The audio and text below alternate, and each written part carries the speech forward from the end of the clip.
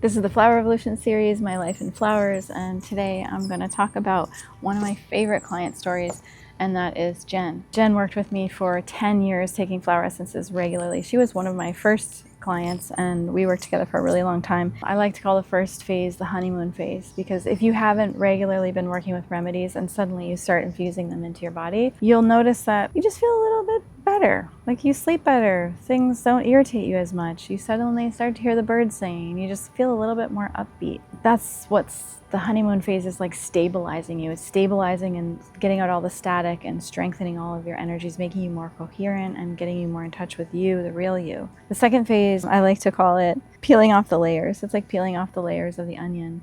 And this is when you start to see the root causes of things, like more serious issues in your life, or relationship issues, or glitches, or certain things that you're like, you know, some kind of self-limiting pattern. This helps you start to see the root cause, why it's actually happening in the first place. And you get some sort of distance, right? So rather than, you know, a situation arise that would normally like, you'd fly off the handle, the situation arises and you see this sort of, you could fly off the handle, but you don't. And there's a sort of neutrality and a distance. And you're just sort of observing. You're in a more observer role rather than being consumed by the fire. Creates a really healthy distance and neutrality, so you can learn from what's arising inside of you and it doesn't become you. It's not you, it's just arising.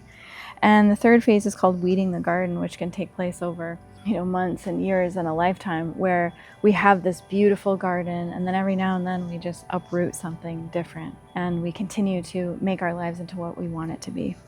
If you look at the story in this book, it is unbelievable. It goes through the phase 1 and 2 and 3 of Jen's story, and you can definitely see the changes in her before and after pictures. I shared her story because it was phenomenal and because it was so long term. At this point, we have quite a few people who have been with us 10 plus years, but at the original printing of this book, she was one of the people who had taken flower essences the longest, and her story is incredible. And then there is an exercise at the back of this chapter of a flower elixir bathing ritual, which is super divine and luxurious. There is something amazing about submersing your whole body in water that has been, its crystalline structure has taken on the form of that flower essence. It's like, wow, you know that feeling when you get into a hot spring or a fresh lake, but this is infused with precisely the flower essence that you need to be running throughout all your meridians. And if you just soak in that bath for 15 to 20 minutes, you get so clear and you get so many insights. So the bathing ritual is at the back of chapter 5.